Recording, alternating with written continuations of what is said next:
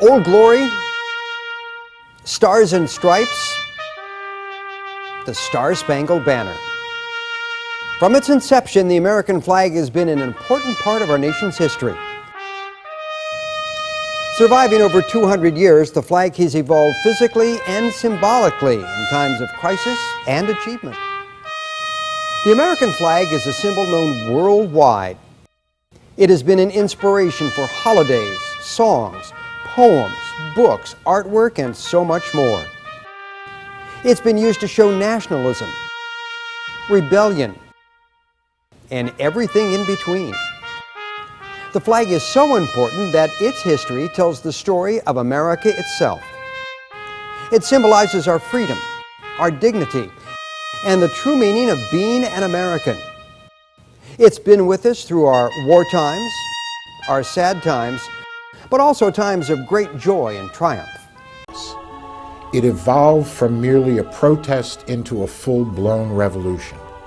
It began as an attempt to redress grievances.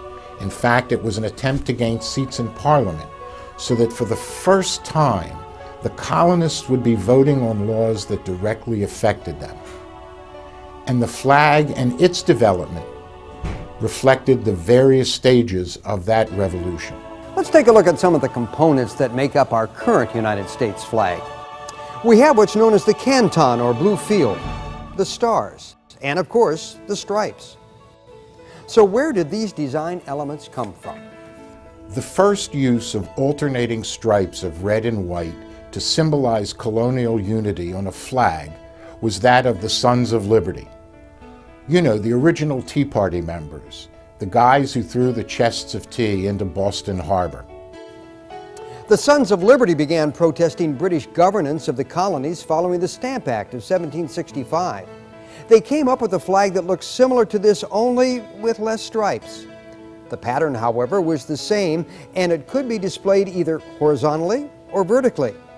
This may have been the pattern that contributed to the stripes on our flag today. In 1775, at the beginning of the American Revolution, independence from the British Empire had not yet been declared.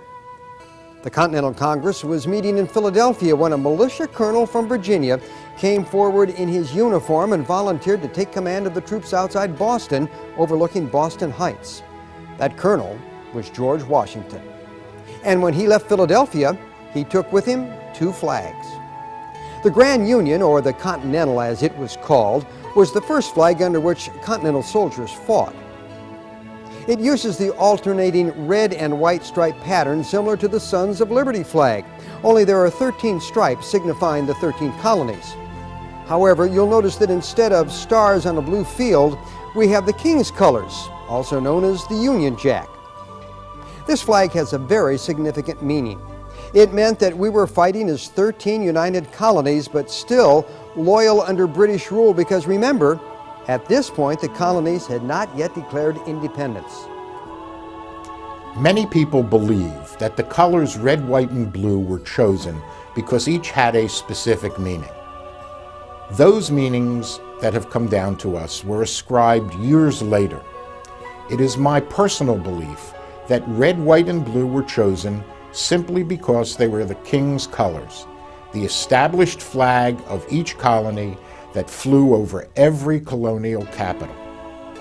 The other flag that Washington took with him is known as the Washington's Headquarters flag. Look familiar? Well, as you can see, the entire field is blue. There are 13 stars arranged in a pattern known as the 3-2-3-2-3 pattern. 5 rows of alternating stars of 3 stars, 2 stars, 3 stars, 2 stars, 3 stars. However, you'll also notice that there are 6 pointed stars, a slight difference from the 5 pointed stars on the current flag. This would be the first use of the star pattern as an American flag, and today we can see a copy of this flag hanging in front of Washington's headquarters at Valley Forge. A year later, on July 4th, 1776, Congress declared its independence from Great Britain. And from that moment on, we were fighting for our independence. Yet the Continental Congress still did not design a new American flag. That flag came about on June 14th of 1777. That's when Congress passed the first of 3 major flag acts. The first act stated that the flag of the United States shall consist of 13 alternating stripes of red on white with 13 stars on a blue field forming a new constellation. But the Flag Act didn't specify whether those stripes were to be vertical or horizontal.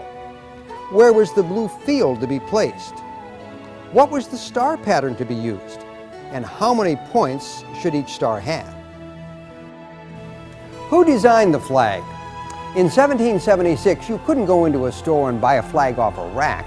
Back then, flags were made in one of two ways. Since most flags had a naval use, you could go to a ship's chandlery, that's a store that outfitted ships, and the chandler would contract with a sailmaker, or in many cases, an upholsterer to make the flag.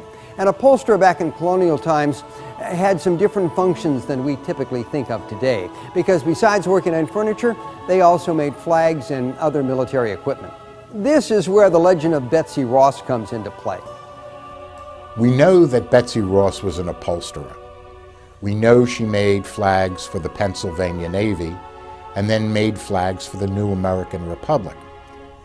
What we don't know is whether or not she designed the first American flag. We don't know whether she manufactured it.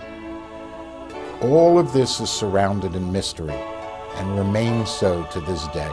In 1870, Betsy Ross's grandson, William Canby, was addressing the Historical Society of Philadelphia, and he said that his grandmother told him that she met with George Washington and others and that she designed the flag. But did she design it, or was it Francis Hopkinson? Francis Hopkinson was a signer of the Declaration of Independence from the state of New Jersey.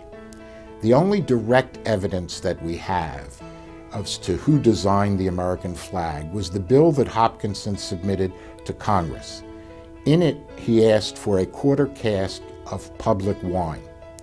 Congress refused to pay the bill and stated in essence that since he was not the only person involved in the design of the flag, it would be unfair to just pay him.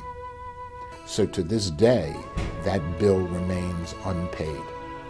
Regardless of these facts, the legend lives on, and the first flag of the Revolutionary period is referred to as the Betsy Ross flag. The pattern of stars on a blue field is known by three names: the Betsy Ross pattern, the Philadelphia pattern, or the single wreath pattern. The blue field on the flag also goes by three names: the field, the union, or the canton. During this period, and up until 1912, Congress did not set the specifics of where the field would be, or what the star pattern should look like, or how many points the stars would have. And so stars could be arranged in any manner that a flag maker would choose. When Congress put together the components of the flag, they used the 13 alternating stripes of red and white as portrayed in the Sons of Liberty flag. They also blended with that Washington's headquarters flag, the blue field on which there were 13 stars.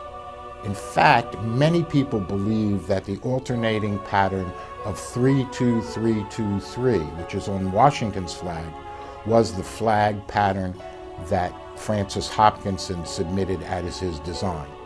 But again, since there is no description of his flag, there is no picture of his flag, there is no sketch of his flag, we just do not know. This pattern is known as the Cowpens pattern. Another well-known flag during this time was the Easton flag. Interesting design, right? But remember, Congress did not specify where all the elements should be placed. After the Revolutionary War ended, our country wrote a new Constitution. We elected George Washington president, and in 1792, we brought in two new states, Vermont and Kentucky. And this brings up the question, what do we do now with the flag? Because the original Flag Act called for 13 stripes and 13 stars to represent the 13 colonies, what to do to signify the adding of two new states to the Union?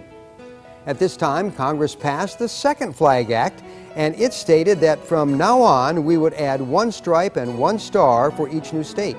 The best known of the 15 Stars and Stripes flag is the flag called the Star-Spangled Banner. It is the flag that flew over Fort McHenry and inspired Francis Scott Key to write our national anthem. After the War of 1812, we were adding more states again. And as we incorporated more stars and stripes into the design, our flag was starting to look, well, a little funny. So in 1812, Congress passed the third of the three major flag acts. It stated that the design was to go back to the original configuration of 13 alternating stripes of red on white, representing 13 original colonies, but that we would add one star for each new state. However, once again, it did not specify what pattern the stars should be arranged in or the amount of points that each star was to have. So we had many variations of a flag designed during that time. Finally, in 1912, President Taft established the pattern of stars that we know today. In President Taft's 1912 edict, he finally established the star pattern to be used on American flags. He required three things. First, all stars now had to be 5-pointed. Could no longer use 4, 6, 8-pointed stars. Secondly, the stars had to be in horizontal rows. And third, no longer was it permissible to have the top star point moved. And in the future, our flag